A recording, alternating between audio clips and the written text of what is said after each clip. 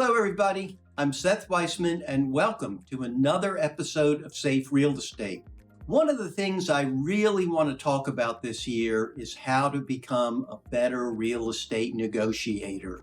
And one of the things that every real estate agent needs to remember that in the sale of property, there are two distinct negotiations. The first negotiation is over price, and the second negotiation is over repairs.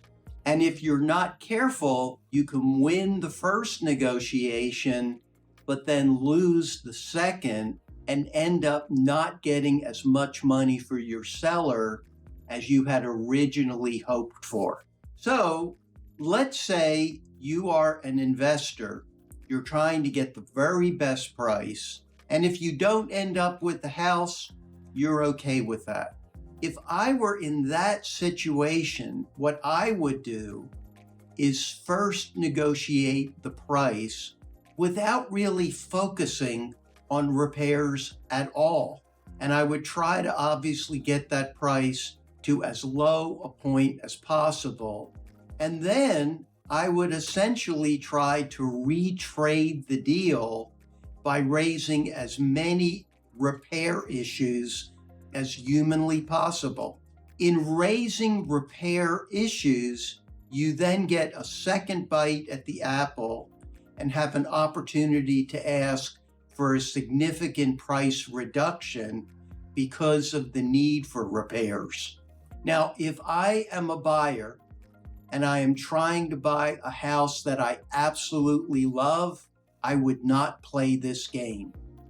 I would try to raise the repair issues up front, get them addressed up front, because I want that deal to close, and I don't want there to be lingering issues that may cause the transaction to fall apart.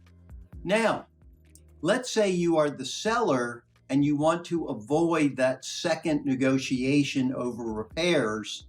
How do you do it? It's easy. The answer is the seller should complain and bellyache about every request for a monetary concession from the buyer. And as the buyer is negotiating the price down, the seller can say, "My gosh, you're such a great negotiator. You've gotten me way lower on price than I had intended. And at this price, I'm not going to be able to make repairs."